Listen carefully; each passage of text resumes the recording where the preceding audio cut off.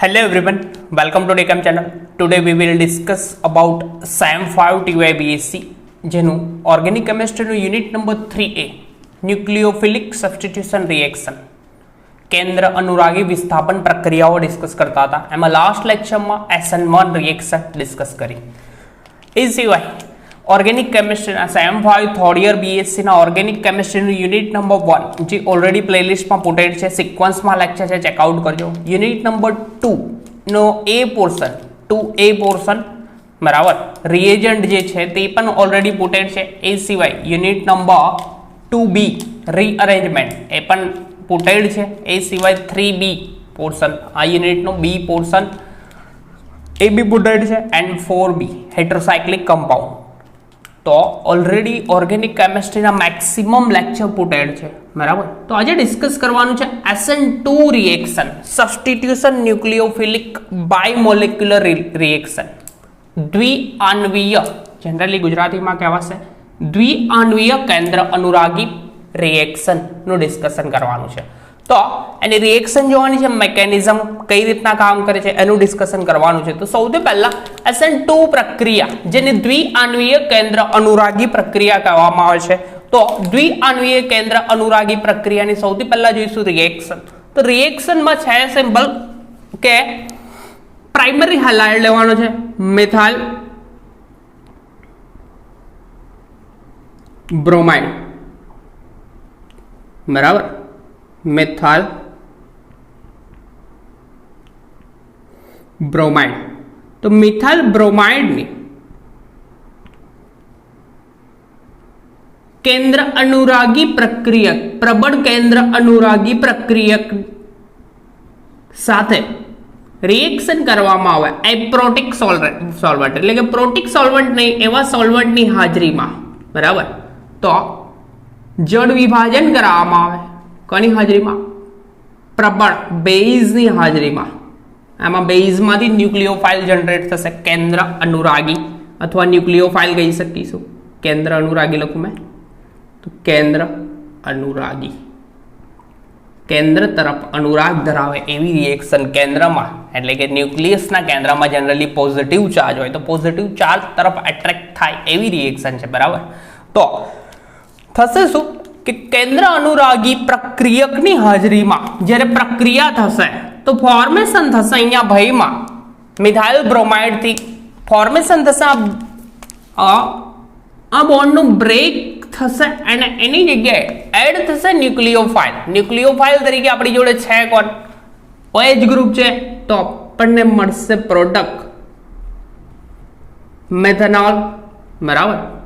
તો methanol product મળશે and by product તરીકે અહીંયા આપણને મળશે શું? લિવિંગ ગ્રુપ તરીકે તો બ્રોમિન જ છે તો બ્રોમિન લિવિંગ ગ્રુપ તરીકે મળશે. સાથને એક ઇલેક્ટ્રોન બોન્ડનો લઈને જશે. બંને ઇલેક્ટ્રોન આ ભાઈ એટ્રેક્ટ પોતાની તરફ કરતો હોય કેમ કે વિદ્યુત ઋણતા વધારે છે, ઇલેક્ટ્રોનેગેટિવિટી વધારે છે બરાબર. તો પોતાની તરફ લઈને જશે. બટ મેકેનિઝમમાં શું થાય છે? તો આ જનરલી SN2 પ્રક્રિયા વન સ્ટેપની રિએક્શન છે. લાસ્ટ લેક્ચરમાં SN1 રિએક્શન જોઈ હતી તો 2 સ્ટેપની રિએક્શન હતી. અહીંયા એક જ રિએક્શન થાય છે, એક ટ્રાન્ઝિશન સ્ટેટ જ મળે છે. તો મેકેનિઝમ ડિસ્કસ કરીએ તો ક્રિયાવિધિની વાત કરીએ બરાબર. મેકેનિઝમની વાત કરવામાં આવે તો આ ભાઈમાં થાય છે શું કે ક્રિયાવિધિમાં પ્રાઇમરી હાલાઇડ છે, પ્રાઇમરી હાલાઇડ ની કેન્દ્ર અનુરાગી પ્રક્રિયક સાથે જ્યારે પ્રક્રિયા થાય તો થાય છે શું? તો કેન્દ્ર અનુરાગી મેં પહેલા લખી દઉં ન્યુક્લિયોફાઇલ OH માઇનસ ન્યુક્લિયોફાઇલ તરીકે આપણી જોડે છે OH કેન્દ્ર અનુરાગી પ્રક્રિયા સાથે રિએક્શન થાય છે કોની? મિથાઇલ બ્રોમાઇડ સબસ્ટ્રેટ છે, પ્રક્રિયક છે. હવે પ્રક્રિયક જેમાં કાર્બન સાથે 3 હાઇડ્રોજન જોડાયેલા છે ને એક બ્રોમિન છે. તો કાર્બનનું હાઇબ્રિડાઇઝેશન ઓલરેડી કયું હશે? sp3 હશે. એટલે કે કાર્બન જોડે 4 ગ્રુપ જ્યારે પણ લાગેલા હોય તો ભાઈમાં હાઇબ્રિડાઇઝેશન કયું હોય? sp3 સંકરણ હશે અને sp3 સંકૃત કાર્બન જે છે એટલે કે 4 બંધ જુદી જુદી દિશામાં છે.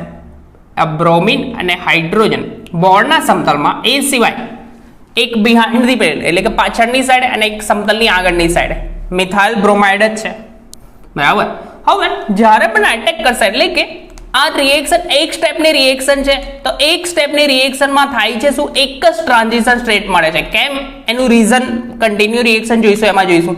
તો અહીંયા થશે શું કે આ બોન્ડનું બ્રેકિંગ એબ્રોટિક સોલ્વન્ટની હાજરીમાં અથવા પ્રબળ કેન્દ્ર અનુરાગી પ્રક્રિયકની હાજરીમાં આ બોન્ડનું બ્રેકિંગ થતું જશે ને એ જ સમયે નવો બોન્ડ બનતો જશે. એટલે કે બંધ તૂટશે તો આના પર આંશિક ઋણ વીજભાર આવશે, આ ભાઈ પર આંશિક ધન વીજભાર, અને આંશિક ધન વીજભાર આવે એટલે કે કેન્દ્ર અનુરાગી એટેક કરશે ન્યુક્લિયોફાઇલ. તો ન્યુક્લિયોફાઇલ આ સાઈડેથી એટેક કરશે કેન્દ્ર અનુરાગી પ્રક્રિયક સાથે, બરાબર. મેં નામ નથી લખતો, ચાલશે. ન્યુક્લિયોફાઇલ એટલું લખું છું. ન્યુક્લિયોફાઇલ એન્ડ આ છે સબસ્ટ્રેટ, બરાબર. તો સબસ્ટ્રેટ પર એટેક કરશે અને થશે શું, એક આ 3 હાઇડ્રોજન જે છે તે એક સમતલમાં ગોઠવાશે. કેમ કે અહીંયા જ્યારે પણ સોલ્વન્ટની હાજરીમાં જ્યારે કાર્બન બ્રોમિનનું બોન્ડિંગ બ્રેક થઈ જાય તો અહીંયા ફોર્મેશન થશે પ્રાઇમરી કાર્બોકેટાયન.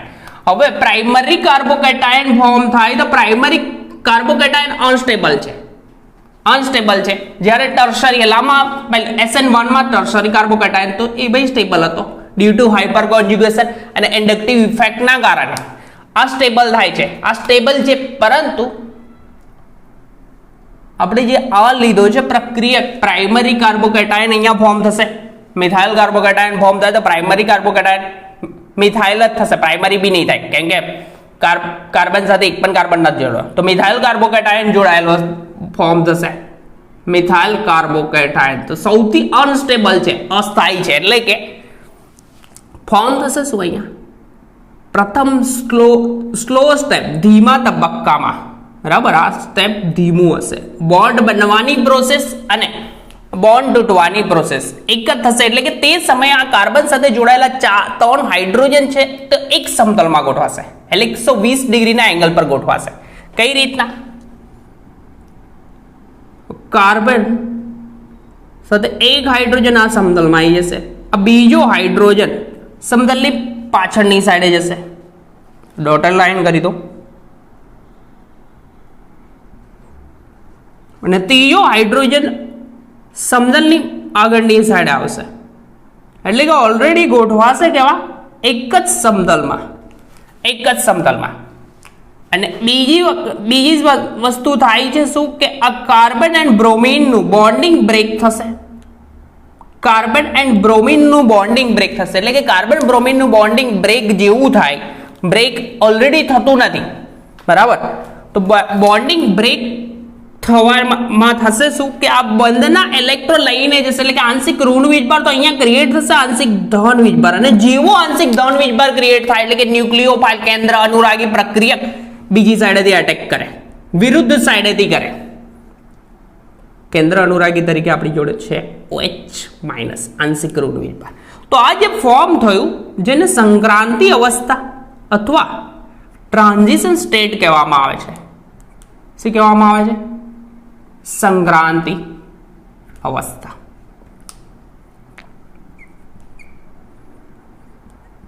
સંક્રાંતિ અવસ્થા જેને ટ્રાન્ઝિશન સ્ટેટ પણ કહીશું. મેં અહીંયા લખું TS, ટ્રાન્ઝિશન સ્ટેટ.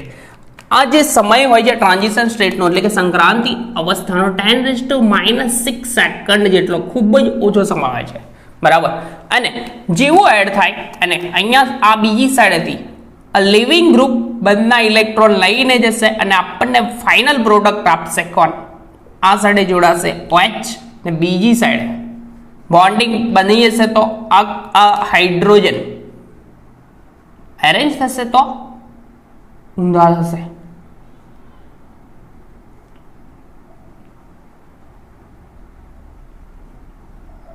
અને અહીંયા જે પ્રોડક્ટ જે મળી આ સ્ટેપ હશે ફાસ્ટ, અને અહીંયા જે પ્રોડક્ટ મળી Br- છૂટું પડશે તો અહીંયા જે પ્રોડક્ટ મળી તે ઇન્વર્ઝન થયેલી પ્રોડક્ટ મળે છે. કેવી?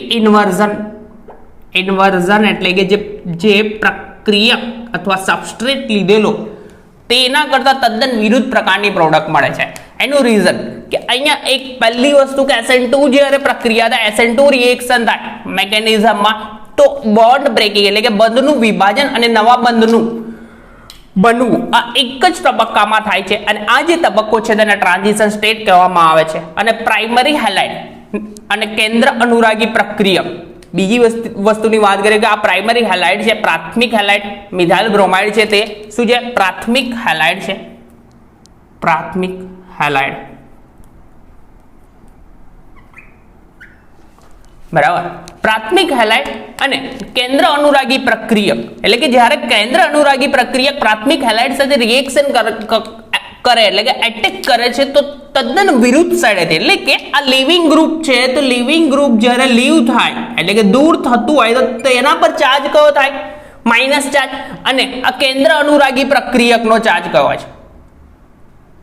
એ પણ માઇનસ. એટલા માટે આ ભાઈ વિરુદ્ધ સાઈડેથી એટેક કરે છે, આક્રમણ કરે છે, તે વખતે એટલે કે વિરુદ્ધ સાઈડેથી જ્યારે આક્રમણ કરે તો તે વખતે અવકાશીય અવરોધ પણ નડતો નથી, કારણ કે આ બ્રોમિન ગ્રુપની સાઇઝ મોટી છે. એક તો સાઇઝ મોટી છે, બીજી વસ્તુ આ હાઇડ્રોજન છે એની સાઇઝ તો ઓછી જ છે અને ગોઠવાયેલા જુદી રીતના છે, આમ સમતલીય રીતે. જ્યારે બોન્ડિંગ બ્રેક થતું હોય તે વખતે આ સમતલીય થઈ જાય, એક સમતલમાં આવે, એટલે એટલા માટે અવકાશીય અવરોધ નડતો નથી. એટલા માટે જરૂરી શક્તિ, બરાબર, લઘુત્તમ શક્તિની જરૂર પડે, એટલે કે ઓછી શક્તિ. આ જ્યારે એટેક વિરુદ્ધ સાઈડેથી કરે તે વખતે ઓછી શક્તિની જરૂર પડે. પરંતુ બીજો કિસ્સો વિચારીએ કે આ ભાઈ જ્યારે પણ કેન્દ્ર અનુરાગી પ્રક્રિયક આ બ્રોમિન જે છે એ સાઈડેથી એટેક કરે એટલે કે આ કેન્દ્ર અનુરાગીનો ચાર્જ કયો છે? Negative charge. As well as આ લિવિંગ ગ્રુપ એનો ચાર્જ પણ કયો છે? નેગેટિવ. તો નેગેટિવ નેગેટિવ બંને ચાર્જ એટલે કે નિવૃત્ત થનાર સમૂહ લિવિંગ ગ્રુપ અને કેન્દ્ર અનુરાગી બંનેના ચાર્જ કેવો છે? ઋણ વિભાર હોવાથી આ લોકો વચ્ચે આંતરક્રિયા થાય, દ્વિધ્રુવ આંતરક્રિયા. કોણ છે? બ્રોમિન માઇનસ એન્ડ બીજું કોણ છે? ન્યુક્લિયોફાઇલ OH માઇનસ. તો નેગેટિવ નેગેટિવ વચ્ચે દ્વિધ્રુવ આંતરક્રિયા થાય, બરાબર. તો તે વખતે આ દ્વિધ્રુવ આંતરક્રિયા થવાના કારણે આપવી પડતી એનર્જી કેવી હોય? વધુ હોય છે. એટલા માટે આ રિએક્શન પ્રેફરેબલ નથી. એટલે કે એટેક કઈ સાઈડેથી થાય? ન્યુક્લિયોફાઇલનો એટેક ઓલવેઝ વિરુદ્ધ સાઈડેથી થાય. કોના વિરુદ્ધ સાઈડેથી? લિવિંગ ગ્રુપ, બરાબર. લીવ થતું ગ્રુપ એટલે કે દૂર થતું જે સમૂહ છે એનાથી વિરુદ્ધ સાઈડેથી થશે. અને જનરલી આમાં પ્રાઇમરી હેલાઇડ લેવામાં આવે, પ્રાથમિક હેલાઇડ જ છે મિથાઇલ બ્રોમાઇડ, પ્રાથમિક હેલાઇડ લેવામાં આવે છે, બરાબર. SN2 પ્રક્રિયામાં પ્રાથમિક હેલાઇડ કાં તો મિથાઇલ કાર્બોકેટાયન એટલે કે ફોર્મ થાય, આમાં મિથાઇલ કાર્બોકેટાયન પ્રાથમિક હેલાઇડ, પછી સેકન્ડરી કાર્બોકેટાયન અને ટર્સરીમાં તો ઇમ્પોસિબલ એટલે કે બહુ ઓછી રિએક્શન થશે, બરાબર. તો અહીંયા એક સ્ટેપની રિએક્શન છે SN2 પ્રક્રિયા. એ સિવાય વાત કરવામાં આવે કે રેટ ઓફ રિએક્શન, આ જે પ્રક્રિયા જે થાય છે, બરાબર, તો આ પ્રક્રિયાનો વેગ એ પ્રક્રિયક એટલે કે સબસ્ટ્રેટ જે છે સબસ્ટ્રેટ એઝ વેલ એઝ કેન્દ્ર અનુરાગી પ્રક્રિયક એ બંનેની સાંદ્રતા પર આધાર રાખે છે. એટલે કે પ્રક્રિયાનો ધીમો તબક્કો શું કરશે? પ્રક્રિયાનો વેગનો નિર્ણય કરશે, એટલે કે રેટ ડિટરમાઇનિંગ સ્ટેપ થશે. પ્રક્રિયાનો વેગનો નિર્ણય કરશે તો આ પ્રક્રિયાનો વેગ નિર્ણાયક તબક્કો કહેવામાં આવે છે. તો વેગ નિર્ણાયક તબક્કો હોવા કઈ રીતના વેગનો નિર્ણય થાય છે એનું ડિસ્કશન કરી લઈએ. તો રેટ ઓફ રિએક્શન કે આગળના 2 પોઈન્ટ લખવા છે, ચાલશે, વાંધો નહીં, એક્સપ્લેન કર્યા છે અને બુકમાં છે જ. તો પ્રક્રિયાનો વેગ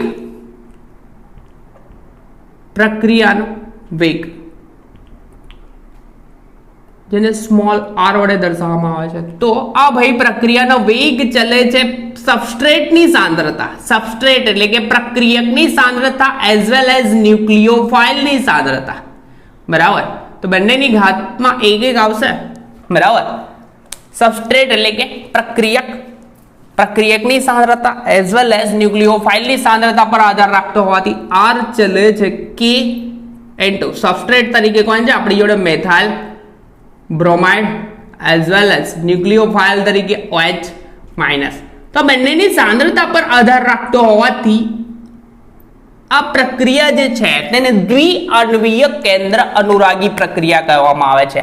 દ્વિઆણ્વીય કેન્દ્ર અનુરાગી પ્રક્રિયા એટલે કે SN2 રિએક્શન કહેવામાં આવે છે. SN2 રિએક્શન એટલા માટે કહેવામાં આવે છે પ્રક્રિયક એઝ વેલ એઝ ન્યુક્લિયોફાઇલ એટલે કે કેન્દ્ર અનુરાગી પ્રક્રિયક અને સબસ્ટ્રેટ આ બંનેની સાંદ્રતા પર આધાર રાખતો હોવાથી આ રિએક્શન જે છે તેને શું કહેવામાં આવે છે? SN2 પ્રક્રિયા કહેવામાં આવે છે. તો ફરીથી એકવાર ડિસ્કશન કરી લઈએ. ફર્સ્ટ પોઈન્ટ એવો હતો કે આ પ્રક્રિયા SN2 રિએક્શન એક સ્ટેપની રિએક્શન છે, એમાં એક જ ટ્રાન્ઝિશન સ્ટેટ મળે છે, બરાબર. એટલે કે નવા બંધનું સર્જન એટલે કે નવો બંધ જે બને અને જૂના બંધ જે છે તેનું તૂટવું એક જ સમયે થાય છે અને તે સમય જેને શું કહેવામાં આવે છે?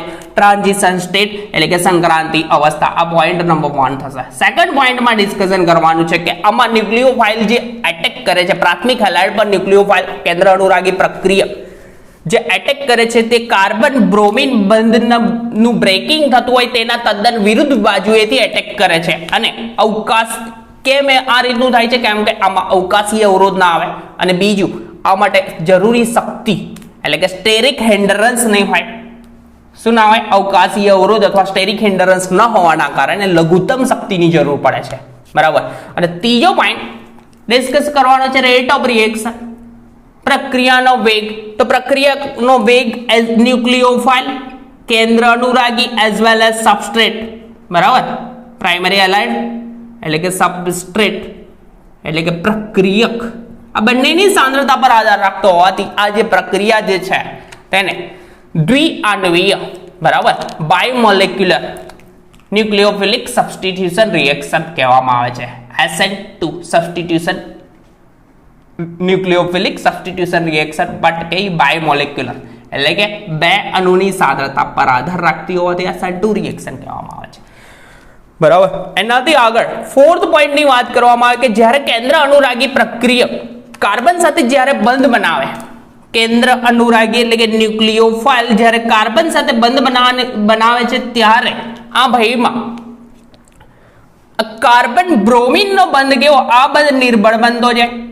કેવો બને?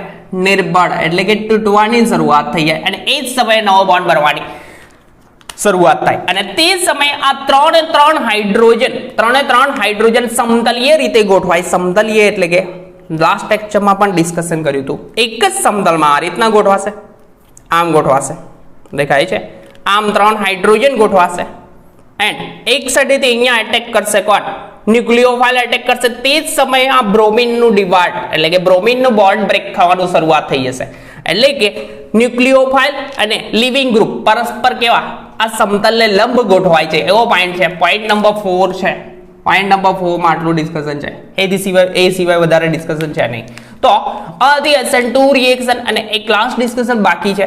SN2 રિએક્શન માટે એનર્જી ડાયાગ્રામ. તો એનર્જી ડાયાગ્રામની વાત કરવામાં આવે તો એક જ સંક્રાંતિ અવસ્થા મળે છે, એટલા માટે એક સંક્રાંતિ અવસ્થા એટલે કે એક પીક ધરાવતી એક પીક નો એનર્જી ડાયાગ્રામ મળશે.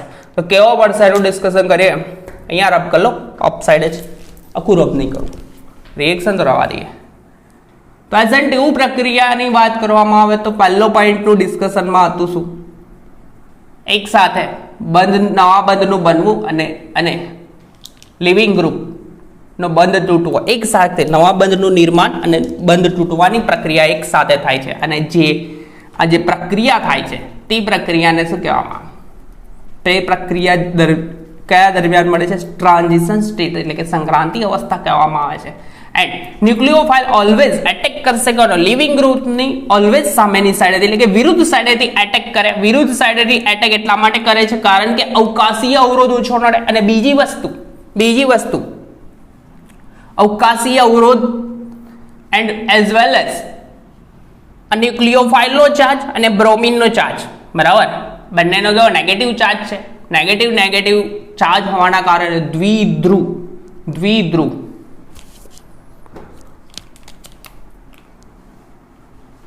આનું ડિસ્કશન કર્યું.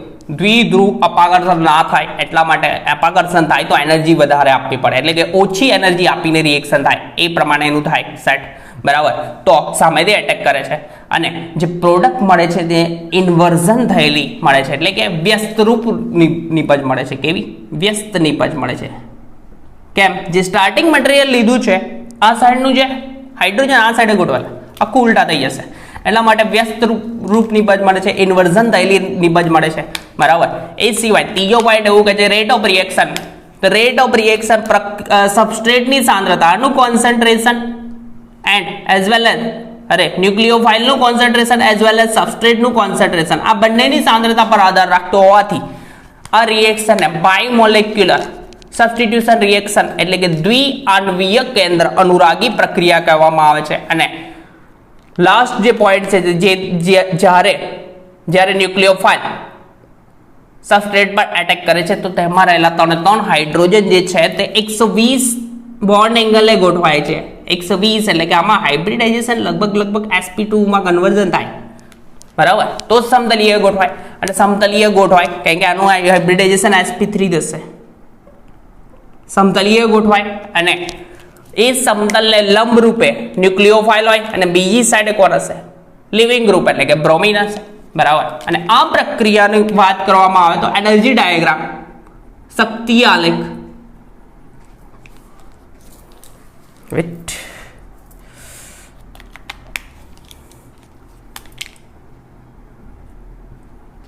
શક્તિ આલેખ અથવા ડાયાગ્રામ કહીશું તો બી વાંધો નહીં. તો એનર્જી ડાયાગ્રામની વાત કરવામાં આવે આ ભાઈના ભૂસી કાઢું, ચલો કેમ કે આ માર્કર ડલ દેખાશે. તો એનર્જી ડાયાગ્રામની વાત કરવામાં આવે SN2 રિએક્શન માટે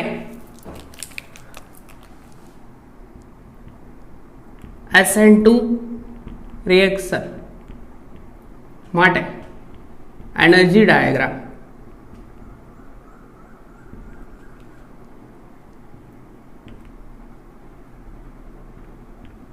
એનર્જી ડાયાગ્રામની વાત કરવામાં આવે શક્તિ આલેખ તો એનર્જી E વિરુદ્ધ પ્રક્રિયા પ્રગતિ નો આલેખ દોરવામાં આવે. શેનો? એનર્જી E વિરુદ્ધ પ્રક્રિયા પ્રગતિ. તો થશે શું? મેક્સિમમ શક્તિમાં વધારો કંઈક ક્યારે થશે તેનું ડિસ્કશન છે. તો ભાઈમાં થશે શું કે જ્યારે પણ સબસ્ટ્રેટ એન્ડ ન્યુક્લિયોફાઇલ લેવામાં આવે, બરાબર, તો લખાશે, લખી દઈએ, ચલો OH માઇનસ, બરાબર, આ substrate nucleophile as well as methyl bromide છે. તો તે વખતે એનર્જી સૌથી ઓછી હશે, બટ અહીંયા એનર્જી છે શક્તિ, બરાબર, અપ જશું એમ શક્તિમાં વધારો થશે. જેમ જેમ આ ન્યુક્લિયોફાઇલ શું છે, ફરીથી લખું છું, વેટ,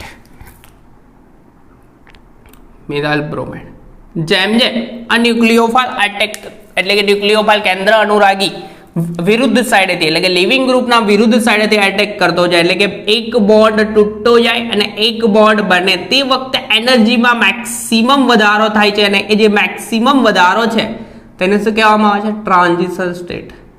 આ એનર્જી મેક્સિમમ વધે છે તો તેને કહેવાય છે ટ્રાન્ઝિશન સ્ટેટ. અને ટ્રાન્ઝિશન સ્ટેટ દરમિયાન થાય છે શું કે એક સાઈડેથી ન્યુક્લિયોફાઇલ OH જોડાય, આમ કાર્બન જોડે 3 હાઇડ્રોજન તો એઝ ઇટ ઇઝ જ રહેશે, અને બીજી સાઈડેથી આ બોન્ડ બ્રેક થતો જાય, કોનો? લિવિંગ ગ્રુપ બ્રોમિન, બરાબર, આના પર આંશિક ઋણ વીજભાર, આના પર આંશિક ધન, એન્ડ આ બેનો બી આંશિક ઋણ વીજભાર, એન્ડ લાસ્ટમાં પ્રોડક્ટ મળશે ઇન્વર્ઝન થયેલી, બરાબર, મેં CH3 લખી દઉં છું, એન્ડ લિવિંગ ગ્રુપ Br તો લીવ થઈ જશે. તો આ રીતનું થશે. અને આ જે મળે છે તેને શું કહેવાય? ટ્રાન્ઝિશન સ્ટેટ, સંક્રાંતિ અવસ્થા. શું કહેવાય? ટ્રાન્ઝિશન સ્ટેટ, સંક્રાંતિ અવસ્થા. તો SN2 પ્રક્રિયાની વાત કરવામાં આવે તો એક જ સંક્રાંતિ અવસ્થા મળે છે. તો ફરીથી ડિસ્કશન કરીએ. SN2 રિએક્શન જ્યારે ન્યુક્લિયોફાઇલ કેન્દ્ર અનુરાગી પ્રક્રિયક એપ્રોટિક સોલ્વન્ટની હાજરીમાં જ્યારે રિએક્શન થાય છે તો જે પ્રોડક્ટ મળે છે જેનું ઇન્વર્ઝન થયેલી પ્રોડક્ટ મળે છે, ઇન્વર્ઝન થયેલી પ્રોડક્ટ મળે છે એટલે કે ઉલટી પ્રોડક્ટ મળે છે, બરાબર. તો ફર્સ્ટ પોઈન્ટમાં ડિસ્કશન કરવાનું છે, રિએક્શન લખવાની છે એન્ડ મિકેનિઝમ સમજાવી દેવાની છે. ત્યારબાદ ફર્સ્ટ પોઈન્ટમાં લખવાનું કે આ રિએક્શનમાં બંધનું બનવું એટલે કે નવા બંધનું સર્જન અને જૂના બંધનું તૂટવું એક જ સમયે થાય છે અને આ જે સમય જે છે તેને સંક્રાંતિ અવસ્થા, પોઈન્ટ નંબર 1 સંક્રાંતિ અવસ્થા કહેવામાં આવે છે, બરાબર.